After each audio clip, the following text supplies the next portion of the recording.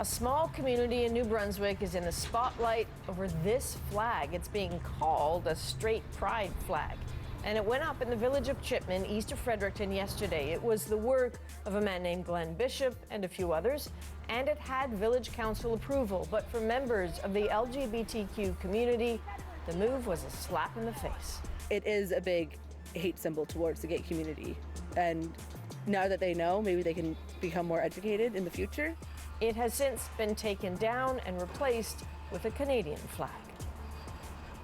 But the discussion continues, with both sides trying to get the other to see it their way. And that led to a raw and pretty honest conversation with the man behind the flag. That conversation is our moment.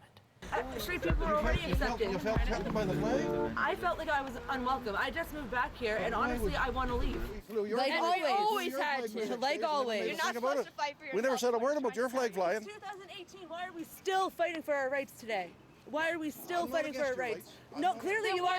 Why was that flag raised? Why are you against us raising our flag and want you to raise yours? For 6 days, I never said a word. It's more than a flag. It's more than a color. It's more than that. If you walk down Chipman with your wife, your girlfriend, no one's going to stop and stare at you. No one's going to make a rude comment. No one's going to yell at you. No one's going to hit you. I've never seen that in Chipman, anybody being abused or because it's not talked about. Just because you don't see it doesn't mean it's not happening. I've been beaten up for this flag. I've been beaten up to be allowed to hold her hand up. Have you been beaten up for being straight? Exactly.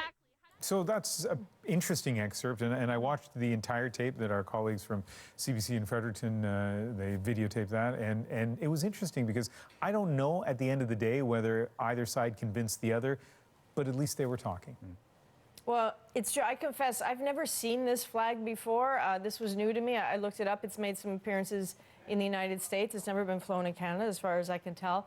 In fact, you have to go back to 2005 to Yellowknife to an attempt to create a straight Pride Day, if you will, a proclamation of Yellowknife that was quickly pulled back because of protests. Wow, and yet I'm sure every time this does come up, it is that same distinction being drawn, right, between treating people fairly and treating people equally, and whether those two things must always be one and the same. I suspect they're not. That is The National for this October 22nd. Have a good night. Good night.